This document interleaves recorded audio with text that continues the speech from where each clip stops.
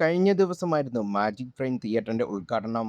മലയാള cinema രംഗത്തെ നിരവധി താരങ്ങൾ ചടങ്ങിലെത്തി. പൃഥ്വിരാജ്, ദിലീപ്, കുഞ്ചാക്കോ ബോബൻ, മഞ്ജു വാര്യർ, ജയസൂര്യ തുടങ്ങിയ താരങ്ങളുടെ സാന്നിധ്യം ജനശ്രദ്ധ നേടുകയും ചെയ്തു. ഏവരും ശ്രദ്ധിച്ചത് മഞ്ജു വാര്യരുടെയും ദിലീപിന്റെയും സാന്നിധ്യമാണ്.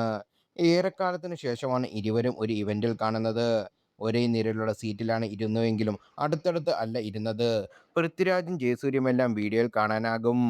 അടുത്ത കാലത്തൊന്നും മഞ്ജു വാര്യരെയും മുൻ ഭർത്താവായ ദിലീപിനെയും ഒരു ഇവന്റിൽ കണ്ടിട്ടില്ല. ഇരുവരുടെയും സുഹൃത്തുക്കളുടെ പല വിശേഷ ദിവസങ്ങൾ വന്നപ്പോഴും ചടങ്ങിൽ ദിലീപും കുടുംബവും എത്തി. എന്നാൽ മഞ്ജു എത്തിയില്ല. സുരേഷ് ഗോപിയുടെ മകളുടെ വിവാഹം, കാളിദാസ് ജയറാമിന്റെ വിവാഹം എന്നിവയിലൊന്നും മഞ്ജുവിന്റെ സാന്നിധ്യം ഉണ്ടായിരുന്നില്ല. അതേസമയം ദിലീപും കാവ്യമാധവനും എത്തി. കണ്ടുമുട്ടൽ ഒഴിവാക്കാനായിരിക്കും മഞ്ജു ഇത്തരം ചടങ്ങിൽ ഒഴിവാക്കിയതെന്ന് ആരാധകർ അന്ന് അഭിപ്രായപ്പെട്ടു. വിവാഹബന്ധം പിരിഞ്ഞതിന് ശേഷം രണ്ടുപേരും ഒരുമിച്ച് വന്ന പരിപാടി നടൻ രതീഷിന്റെ മക്കളുടെ വിവാഹ ഫംഗ്ഷനായിരുന്നു. അന്ന് മഞ്ജു ദിലീപിനെ നോക്കി ചിരിച്ചെങ്കിലും ദിലീപ് മുഖത്തേക്ക് നോക്കാതെ പോയി.